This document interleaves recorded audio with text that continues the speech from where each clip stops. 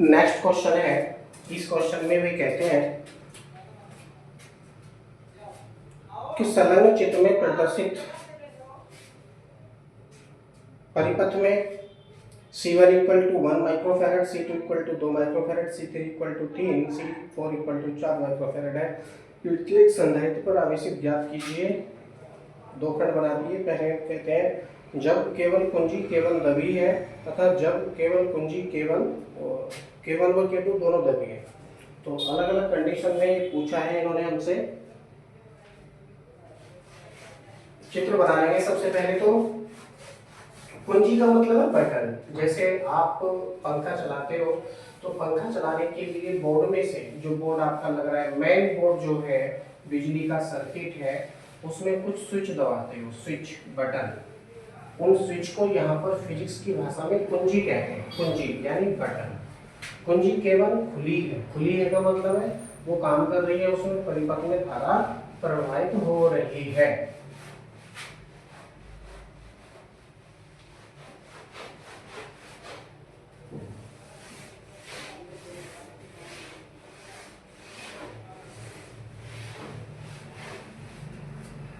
तो इसका चित्र बना लेंगे। C1 C3 ऊपर जोड़े हैं इन्होंने, यहां बनाता हूं मैं इसका चित्र। ये पहला संधारित्र है और ये दूसरा संधारित्र है।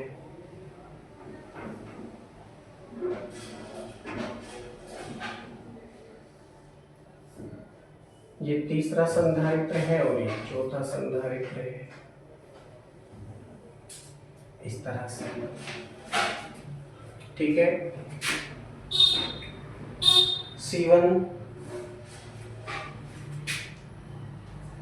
नीचे वाला है C2, ये है C3 और ये है C4। कुछ इस तरह से कैपेसिटर लगे हुए हैं और इनका जो कनेक्शन है 12 वोल्ट की एक बैटरी से है।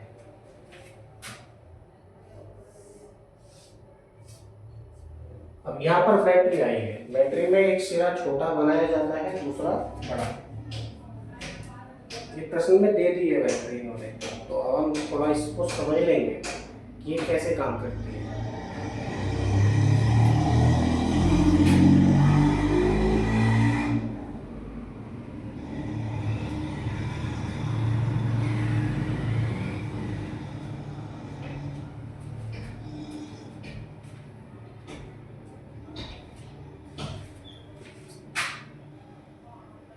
ये कुंजी है, इसको केवल नाम दिया है इन्होंने और एक कुंजी यहाँ पर बनाई है इन्होंने।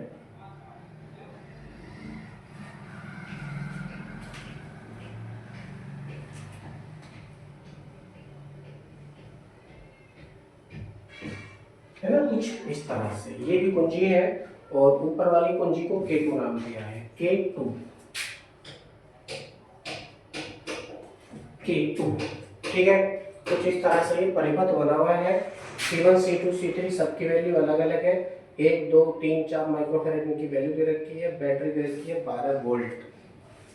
बैटरी कितनी है? 12 वोल्ट की बैटरी है।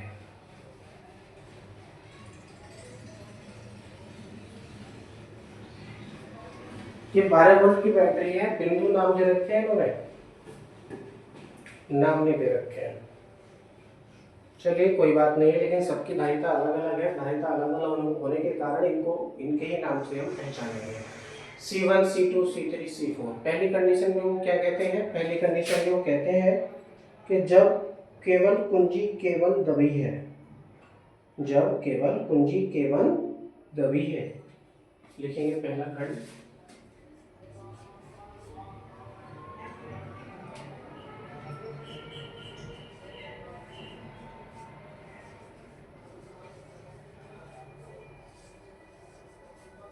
कुंजी का मतलब है बटन। कुंजी केवल दबी है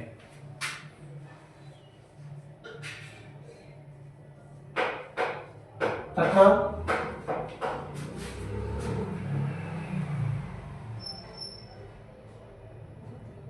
K2 खुली है।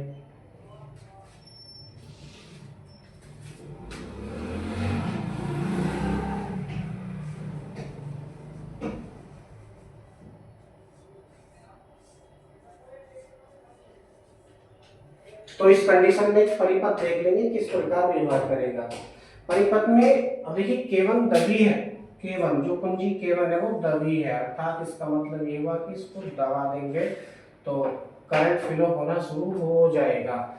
K2 खुली है का मतलब इसी रूप में है, तो जब इसी रूप में है तो इस कुंजी में या नीचे जो वायर लगी है बीचों बीच में, इस वायर में कोई भी धारा प्रवाहित नहीं होगी। तो इस कंडीशन में क्या होगा, ऊपर वाले तार में जुड़े संधारित्र C1 व C3 श्रेणी क्रम में है तथा C2 व C4 श्रेणी क्रम में है।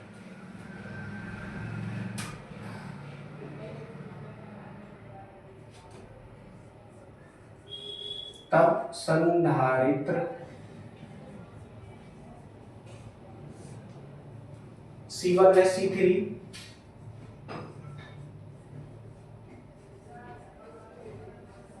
श्रेणी क्रम में है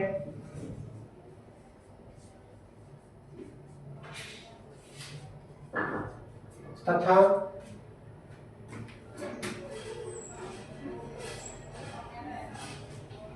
C2 व C4 श्रेणी क्रम में है।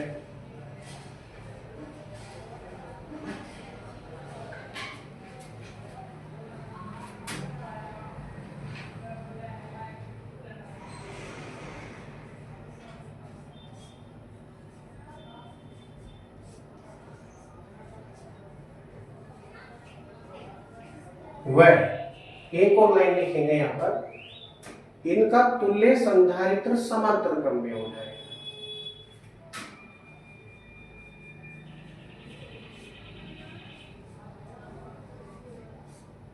तुल्य संधारित्र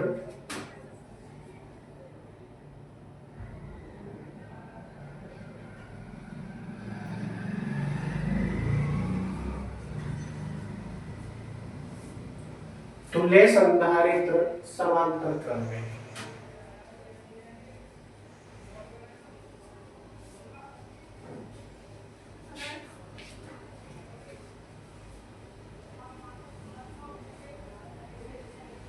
होगा, अतः तुल्य धारिता।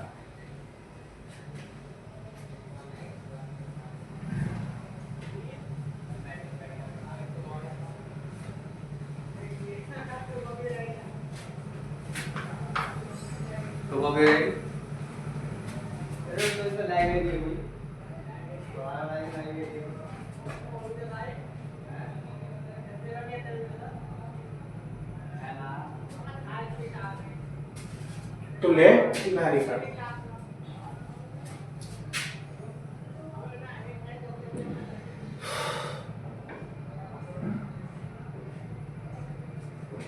अब समांतर क्रम में जो तुल्य धारिता है उसका सूत्र क्या होता है, C = C1 + C2, यानी ये हो जाएगा C = C dash plus C double dash. C dash हमने किस लिए किया, क्योंकि C1 और C3 श्रेणी क्रम में है, और C डबल डैश हमने किस लिए किया, क्योंकि C2 और C4 श्रेणी क्रम में है। इनका भी हमको तुल्य संधारित्र की धारिता ज्ञात करनी होती है। अब हम क्या करेंगे, हमारे पास में C डैश की वैल्यू नहीं है, लेकिन हमारे पास में इनकी वैल्यू है C1 C2 C3 C4, कितनी है, 1 2 3 4 माइक्रोफैरड, है ना, यही तो होती है।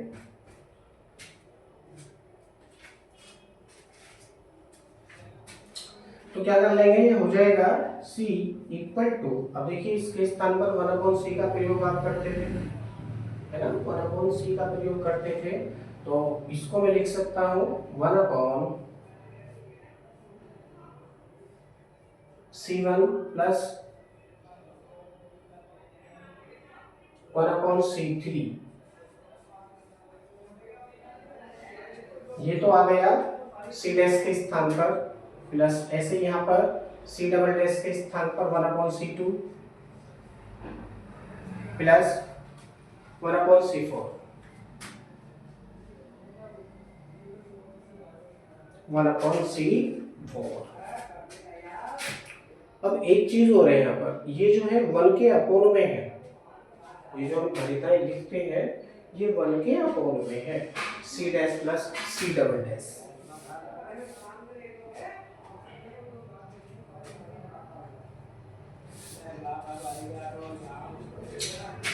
यानी कुछ इस तरह से।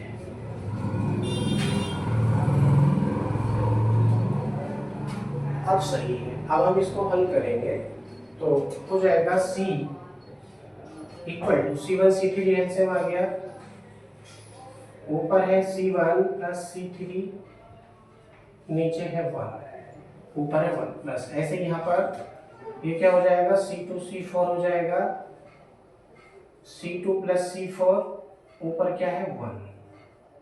अब क्या करेंगे, इसको पलट लेंगे तो ये ऊपर पहुंच जाएगा और ये नीचे आ जाएगा, कुछ इस तरह से ये वैल्यू हो जाएगी। अर्थात C equal to C1 C3 upon C1 plus C3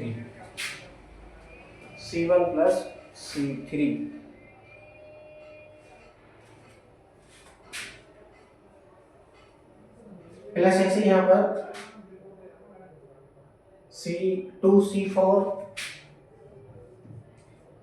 पूरे के बटे और C2 plus C4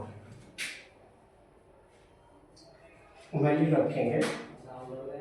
C1 C3 की वैल्यू है 1, C3 की वैल्यू है 3, पूरे के बटे 1 प्लस 3 यानी 4 हो गया। प्लस ऐसे यहाँ पर कितना हो जाएगा C2 यानी 2 प्लस 4, 2 गुणा 4 बटे 2 प्लस 4, कुछ इस तरह से 3 बटे 4 ये हो जाएगा। अब मैं इसको साफ करता हूँ।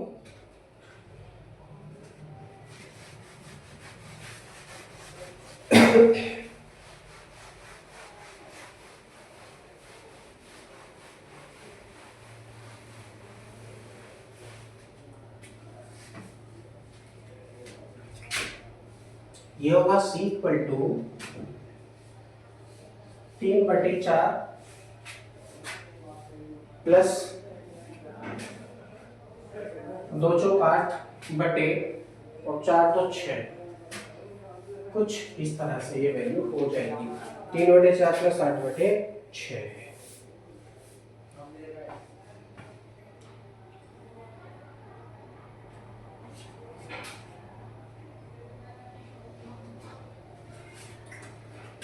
काट लेंगे, 2 से 2 चौक 8, 3 बार कटेगा और इसको लिख सकते हैं C इक्वल टू 3 बटे 4 प्लस 4 बटे 3।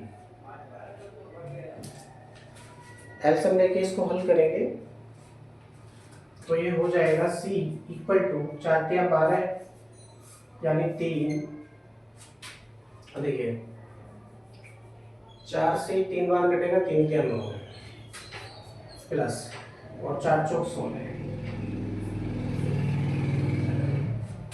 3 चौक 12, 4 चौक 16, 16 में कितना हो गया 25 बटे 12 माइक्रोफेरेड।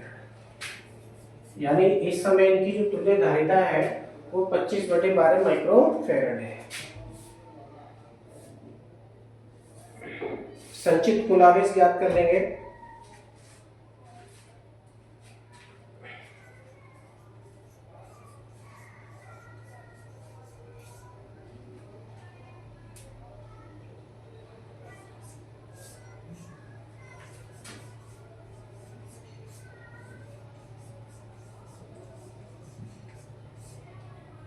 संचित कुल आवेश Q equal to CV, Q equal to CV। C की वैल्यू कितनी है 25 बटे 12 गुणा V की वैल्यू कितनी है आपके पास, V की वैल्यू है 12 वोल्ट, ये दे रखी है। 12 से 12 कटेगा और बचा आपके पास 25 और यही हो जाएगा आपका संचित आवेश Q इक्वल टू 25 माइक्रोकूलम। यानी पूरी परिपथ पर इस समय जो संयोजन है आपका C1 C2 C3 C4 वाला, उसके ऊपर 25 माइक्रोकूलम ही आवेश संचित होगा। संचित आवेश आ गया है। वो पूछते थे हमसे प्रत्येक संधारित्र पर संचित आवेश, लेकिन सब पर हमने आवेश ज्ञात कर लिया है, 25 माइक्रोकूलम प्राप्त हुआ।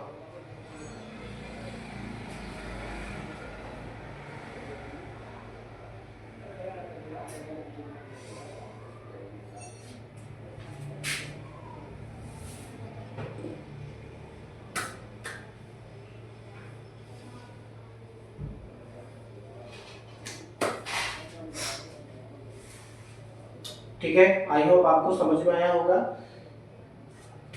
लिखेंगे माना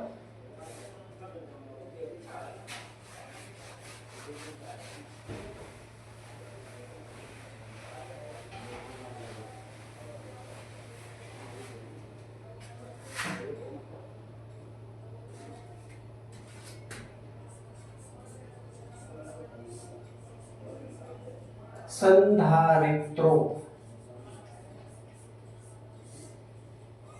C1, C2, C3 व C4 पर संचित आवेश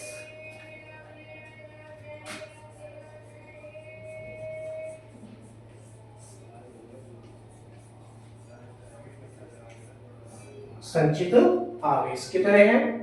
संचित आवेश Q1, Q2, Q3 व Q4 है। तब अब देखिए ऊपर जो C1 और C3 है, C1 और C3 ये श्रेणी क्रम में है, अतः इनमें संचित आवेश बराबर होगा। इसी प्रकार से C2 व C4 श्रेणी क्रम में है, अतः इनमें संचित आवेश बराबर होगा। ठीक है, वोल्टेज कितना है इन पर? 12 वोल्ट। अतः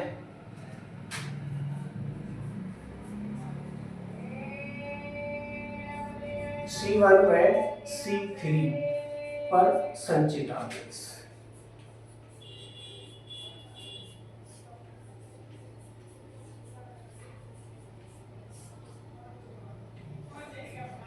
Q1 equal to Q3 equal to सूत्र है CV और C के स्थान पर क्या था? वहां पर C डैश था। चलो C डैश कर लीजिए, नो प्रॉब्लम। C डैश क्या है? तुल्यकालिकता है। C1 व C3 जो संधारित्र है आपके पास, उसकी तुल्यधारिता, क्योंकि ये श्रेणी क्रम में है। इसके स्थान पर हमने क्या प्रयोग किया था? वो था C1 C3 upon C1 plus C3 into V। इस तरह से वैल्यू रखेंगे।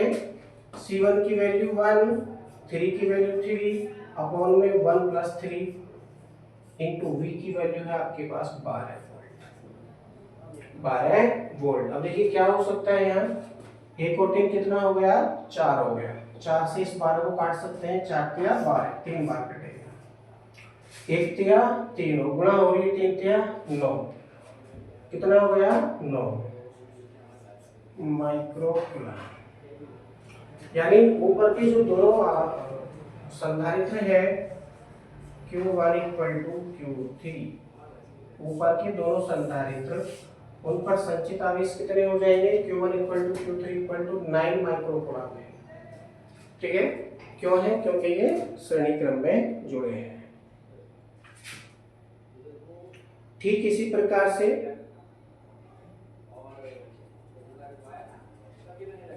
इसी प्रकार से आप नीचे जुड़े हुए दोनों संधारित्रों पर संचित आवेश ज्ञात कर सकते हैं। संचित आवेश यहाँ ज्ञात करने के दो नियम है।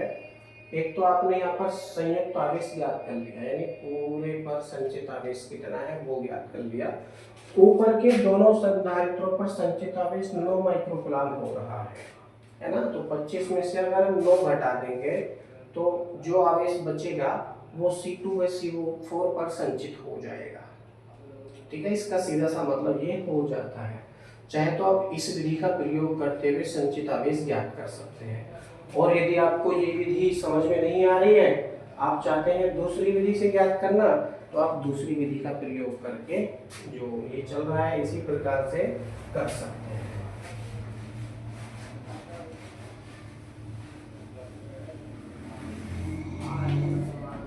इसी प्रकार लिखेंगे यहाँ पर थ्योरी में,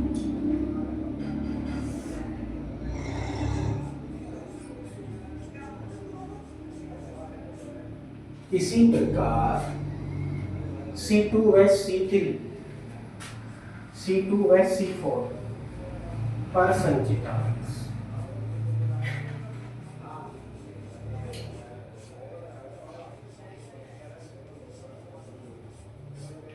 क्या हो जाएगा, इसको हम लिखेंगे Q2 equal to Q4 equal to, सूत्र है हमारे पास में C2C4 upon C2 plus C4 into V। चाहे तो आप इसका प्रयोग करके ज्ञात कर सकते हैं। C2 की वैल्यू 2, C4 की 4 बटे 2 प्लस 4 इंटू कितना था यार, 12 वोल्ट। ठीक है, 2 और 4 कितना हो गया, 6। 6 से इस 12 को काटेंगे तो 6 दूनी 12, 2 बार कटेगा। अब 2 चौक 8, 8 दूनी 16।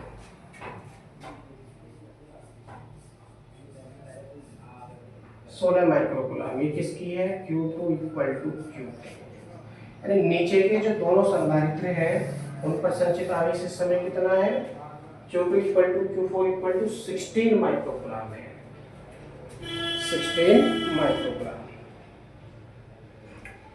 तो ये पहले खंड का आंसर आपका हो चुका है।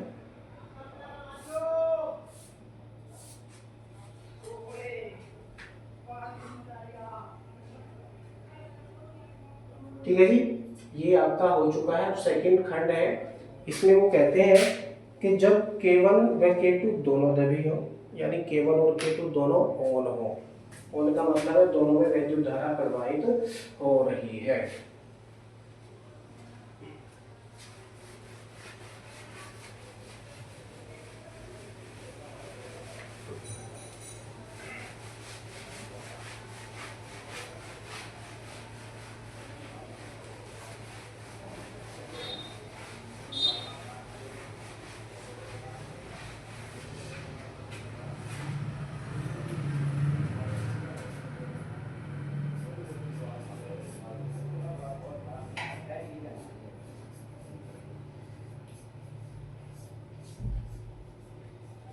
जब कुंजी K1 व K2 दोनों दबी है,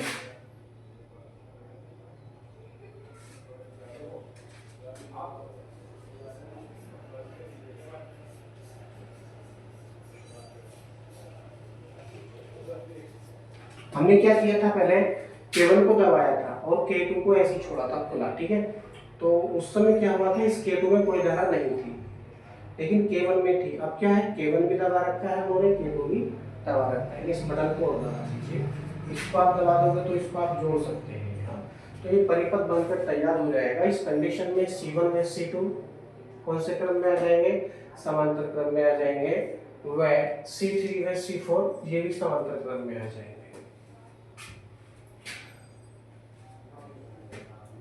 ओके, इसके पश्चात ये दोनों वापस श्रेणी क्रम में आ जाएंगे।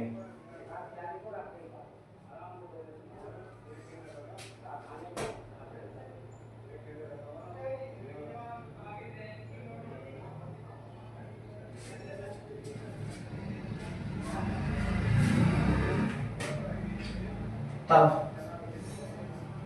लिखेंगे यहां पर थ्योरी में C1 व C2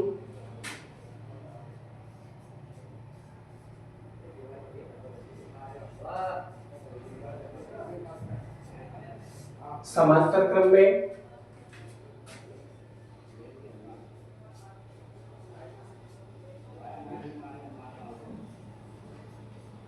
तथा C2 व C3 व C4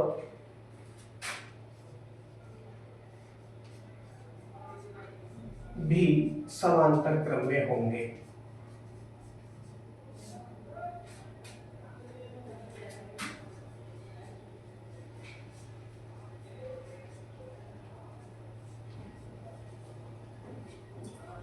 तथा दोनों समांतर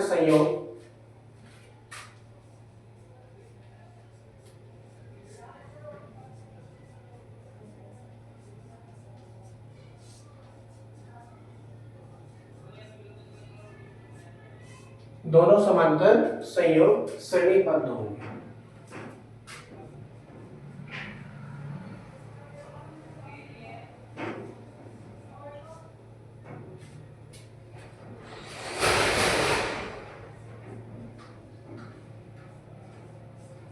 आता है तुल्य धारिता।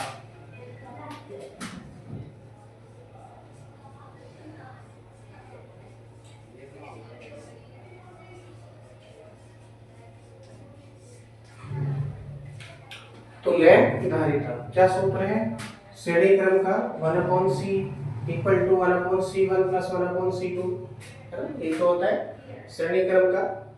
लेकिन c की वैल्यू अपन पहले फाइंड कर चुके हैं, दूसरी प्रकार से हम कर रहे हैं तो c के स्थान पर c डैश हो जाएगा। 1/, यहाँ पर क्या आता है c, तुल्य धारिता आती है। ये क्या है? दो समधारित्रों का संयोग है, यानी c1 और c2 का संयोग है। ये पहले समांतर क्रम में थे और ये भी दोनों समांतर क्रम में थे, तो इसके स्थान पर क्या हो जाएगा? c1 प्लस c2 हो जाएगा। ठीक इसी प्रकार से ऐसे आगे देखिए 1/c3 प्लस c4 ये हो जाएगा। आगे हम हल करेंगे तो 1/c dash equal to 1/c1 की वैल्यू 1, इसकी वैल्यू 2 प्लस ऐसे यहाँ पर 1/3 प्लस 4। आगे करेंगे तो 1/c dash equal to 1/3 plus 1/3 और 4 7 हो गया। तिरछी गुणा कर लो चाहे, तो c डैश इक्वल टू 7 कम 7, देखिए 7 या 21 बटे और 3 प्लस 7 यानी 10 नीचे आ जाएगा माइक्रोफैराड। इनकी जो तुल्य धारिता है इस समय में वो 21/10 माइक्रोफैराड है। 21/10 का मतलब है 2.1 माइक्रोफैराड, अतः संचित आवेश।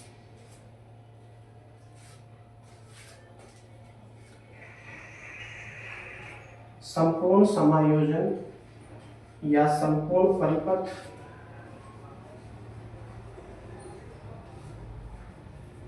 पर संचित आवेश।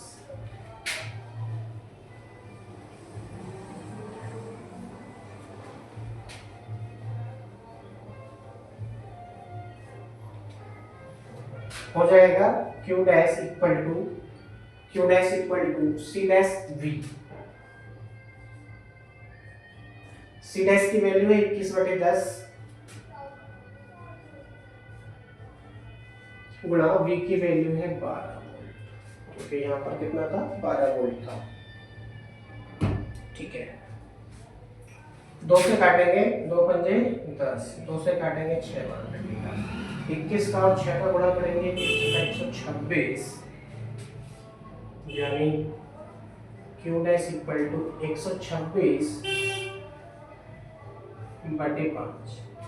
और ये कटेगा नहीं, अगर ये काटना चाहोगे तो दशमलव लगाएंगे और ये हो जाएगा 126 दूनी 252, 25.2।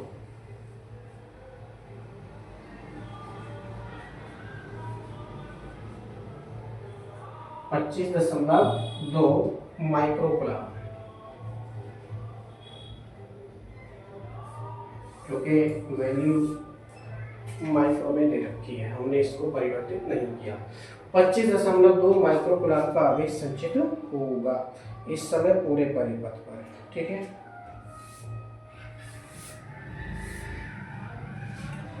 इसका मतलब ये हुआ क्योंकि C1 और C2 इस समय समांतर क्रम में है, अतः इन दोनों पर अलग अलग आवेश संचित होगा। और C3 व C4 इस समय समांतर क्रम में है, अतः इन दोनों पर अलग अलग आवेश संचित होगा। परंतु इनका जो बाद में संयोग बन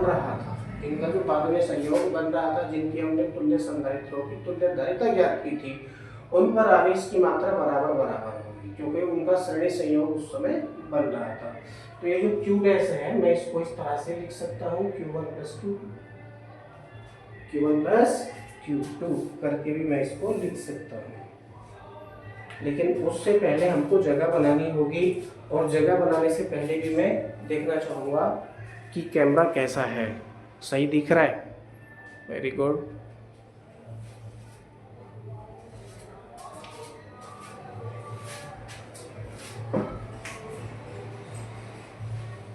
क्योंकि हमने पिछले उसमें माना था संधारित्र C1, C2, C3, C4 पर संचित होने वाले आवेश Q1, Q2, Q3 है। ठीक है, तो इस प्रकार से क्या हो जाएगा देखते हैं।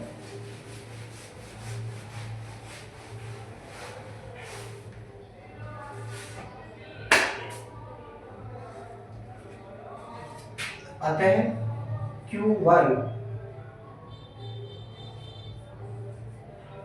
Plus Q2, Q1 plus Q2 equal to Q3 equal to Q4, sorry plus, क्योंकि Q3 और Q4 का संयोग है ना, तो इसके बीच में प्लस आएगा। ठीक है, Q3 और Q4 C3 C4 equal to 25.2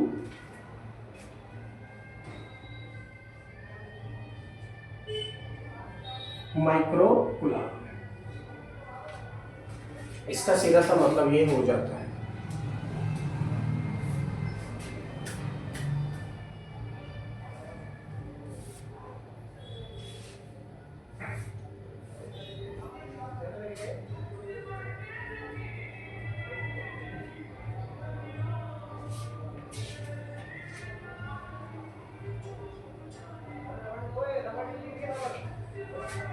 अब विभवांतर याद कर लेते हैं। सबसे पहले C1 C2 संयोग पर विभवांतर याद करेंगे।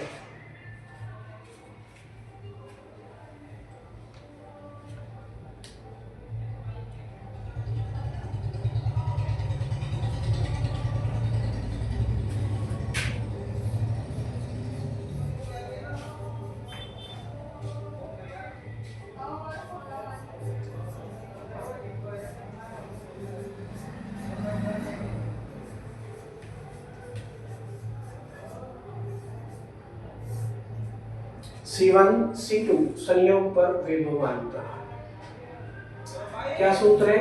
V equal to Q upon C, V equal to Q upon C, तो हो जाएगा यहाँ पर V dash equal to Q1 plus Q2 upon C1 plus C2, C1 plus C2। अब Q1 प्लस Q2 क्या है? 25.2 माइक्रो कूलम है, 25.2 micro पूरे के बटे। C1 और C2 क्या है? ये कितना था? 1 और ये कितना था? 2, समांतर क्रम में है इस समय, तो 1 प्लस 2 यानी 3 माइक्रो है।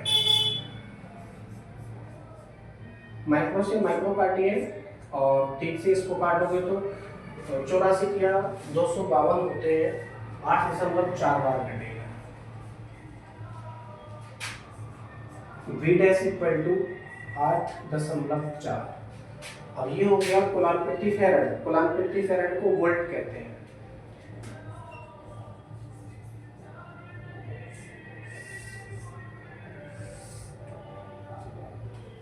कूलम प्रति फैराड को क्या कहते हैं? वोल्ट कहते हैं। तो इसका मतलब क्या हुआ? C1 C2 संयोग पर जो विभवांतर है, इस संयोग पर वोल्टेज 8.4 वोल्ट है। ठीक है, इसी प्रकार से आप याद करेंगे C3 C4 संयोग पर विभवांतर।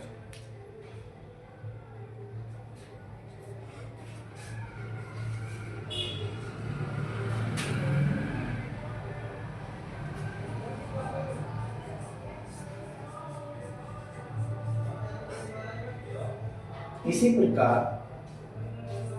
C3 C4 संयोग पर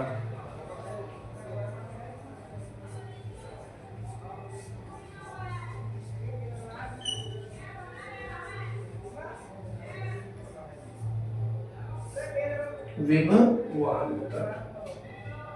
विभवांतर याद कर रहे हैं, सेम सूत्र का प्रयोग करेंगे, हो जाएगा V double dash equal to. अब देखिए कुल वोल्टेज है 12, इस संयोग पे कितना है? 8.4।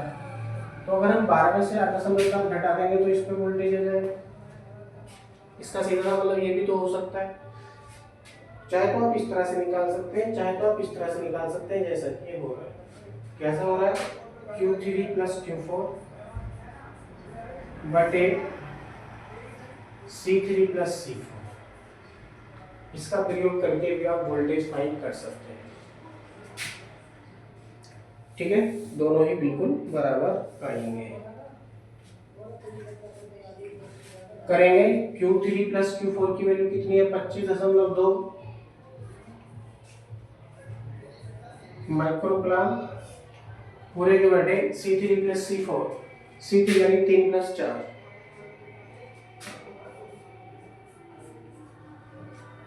3 प्लस 4 कितना हो गया 7 माइक्रोकुलाम हो गया। माइक्रो से माइक्रो कटेगा और 7 से ये 25.2 कितनी बार कटेगा, ये कटेगा 36 बार। 36 सत्ते कितने होते हैं 252 होते हैं, तो ये कटेगा 3.6 बार।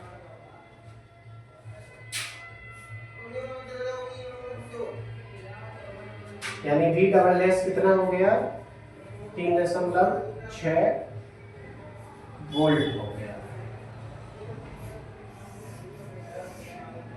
ये संयोग पर है, ये जो वोल्टेज हमने फाइंड किया है ना V डैश इक्वल टू 1.4, ये C1 C2 संयोग पर है, दोनों पर विभव C3 C4 पर दोनों पर विभव कितना है 3.6 वोल्ट है। ऐसा नहीं है कि अलग अलग है सबसे, तो अलग अलग बिल्कुल नहीं है। अब हम याद कर सकते हैं संचित आवेश।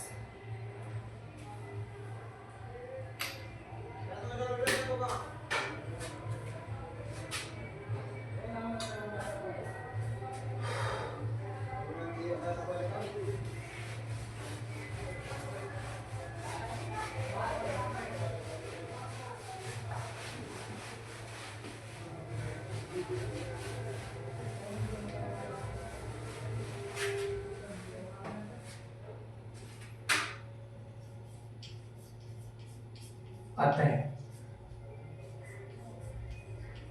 संधारित्र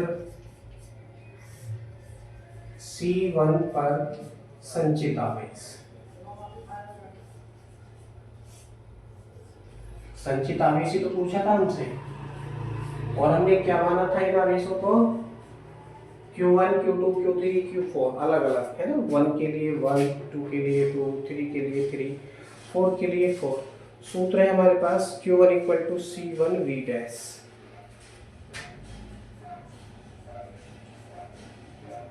C1 V डैश।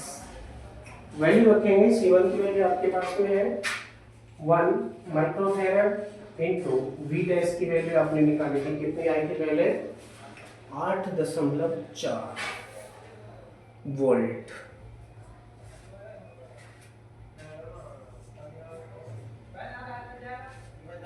गुणा करेंगे हो जाएगा Q1 equal to 8.4 microcoulomb.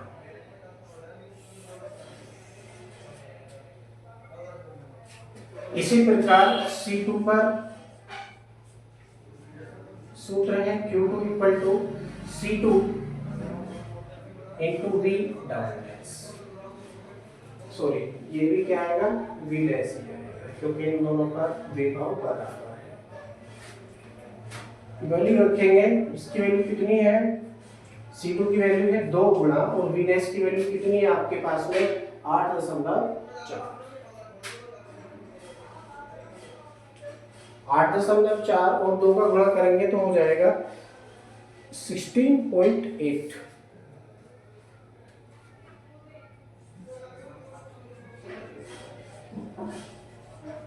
Microcoulomb. इसी प्रकार से C3 पर ज्ञात करिए,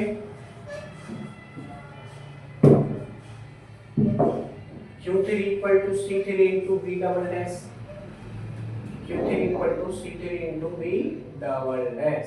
तो क्या हो जाएगा C3 की वैल्यू कितनी है 3 गुणा, और इसकी वैल्यू कितनी है 3.6 है ना, 36 काटा था तो 3.6 टाइम ये कटा था, गुणा करेंगे तो हो जाएगा 36 से 108 यानी 10.8 माइक्रोकुलाम हो जाएगा। अब आप याद करेंगे C4 पर संचित आवेश Q4 equal to C4 into V double dash equal to इसकी वैल्यू है 4 गुणा 3.6। 36 चौके 144, ये हो जाएगा 14.4।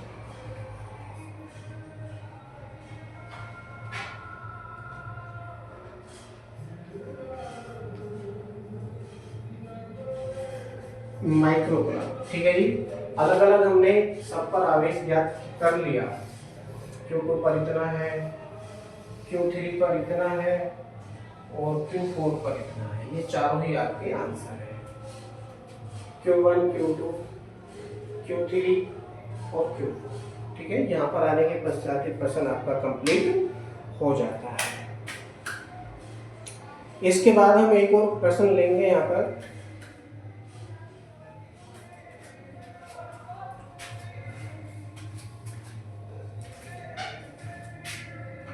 आई होप आपको समझ में आया होगा। ये प्रश्न बहुत बड़ा हो चुका है, ये तो कुछ भी नहीं है, आगे आने वाले प्रश्न और भी बहुत बहुत बड़े हो सकते हैं।